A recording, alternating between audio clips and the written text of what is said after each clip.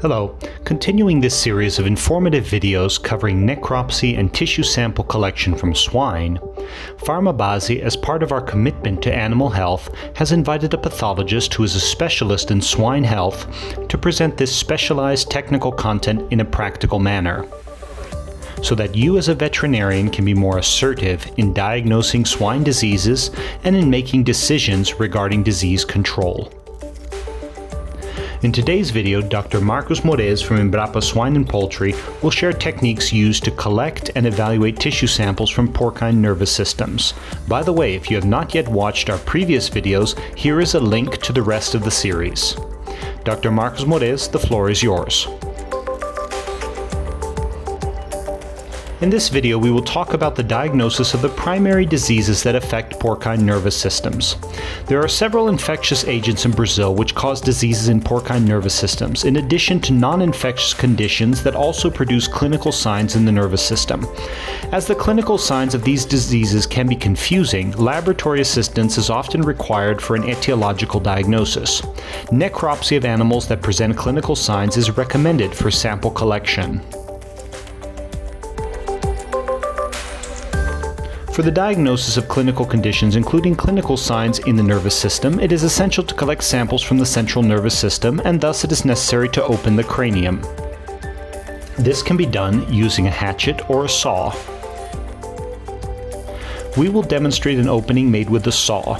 Initially, the head is severed at the atlanto-occipital joint, removing the soft parts of the head around the skull.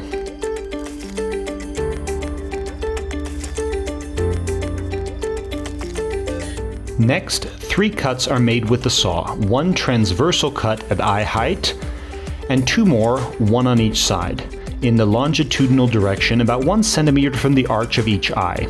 Cutting downward through the inner angle of the occipital condyle, these lateral cuts are deepened until you feel the cap loosening. At this point, using a knife, raise the cap, exposing the dorsal part of the brain.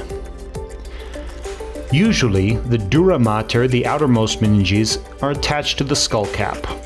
The normal appearance of the brain is clear and bright, while circulatory alterations such as hyperemia and congestion can be difficult to interpret, as they may depend on the euthanasia method, whether or not the animal has been exsanguinated, and whether or not it is dehydrated. If the animal died of natural causes, the interval between death and necropsy also has an effect.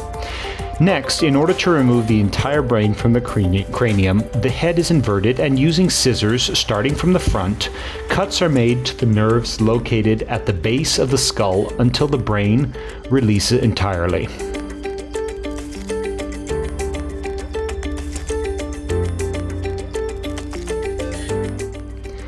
For the diagnosis of certain diseases such as Teschen disease caused by the Teschen swine virus, in which most infections are subclinical and clinical profiles are rare, recommended practice is to collect samples within 1 to 2 centimeters of the cervical, lumbar, and thoracic medullae.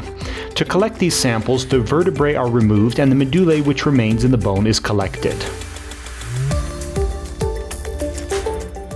In a macroscopic analysis, diseases of the nervous system do not cause very apparent alterations in most cases. However, the most common disease affecting porcine nervous systems on Brazilian farms, bacterial meningitis, is usually caused by Streptococcus suis, but also by Glasirella parasuis.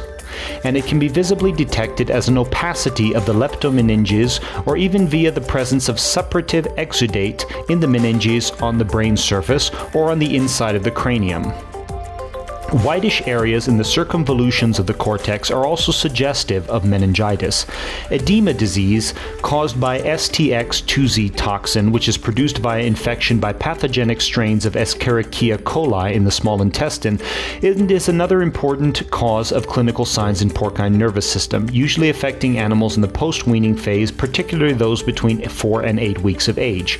This toxin is absorbed through the intestine and causes damage to the walls of blood vessels in various tissues, tissues, including those of the central nervous system, causing edema.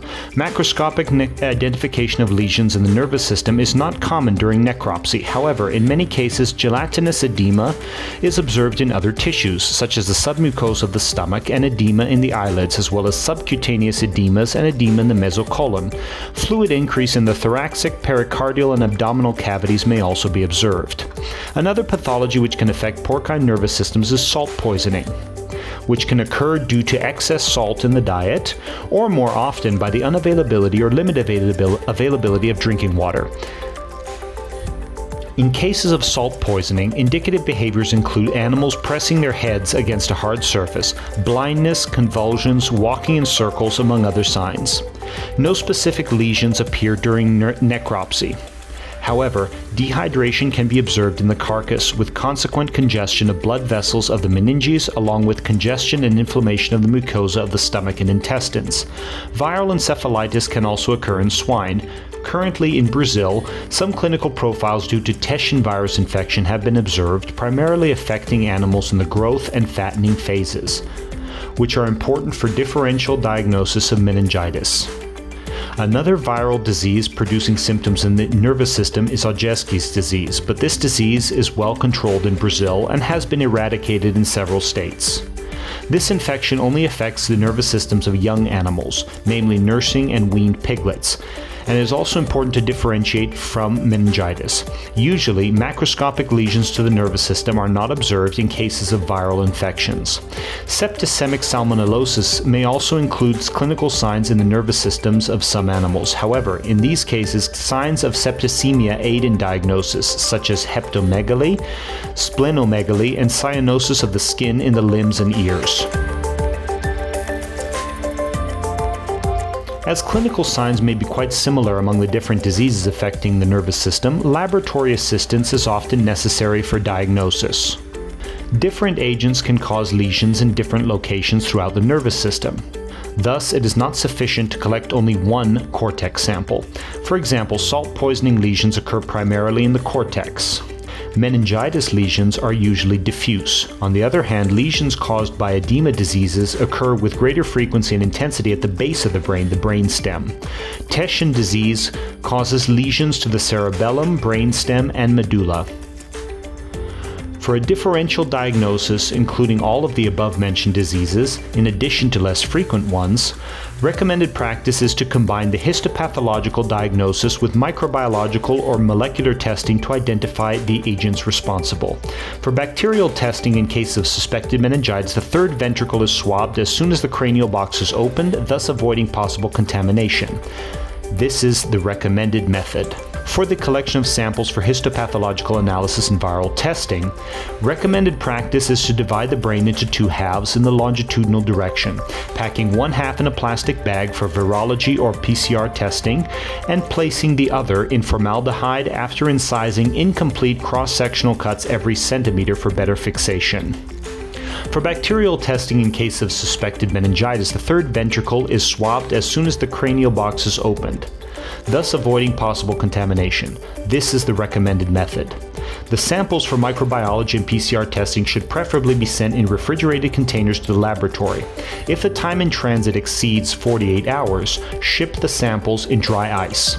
Spinal samples should also be collected and packed together with the brain, especially in cases where Teschen disease is suspected. In cases where edema disease is suspected, include samples of the small intestine for Escherichia coli tests, for identification of pathogenic factors by PCR, in addition to samples of heart, stomach, and small intestine tissue for histopathological analysis.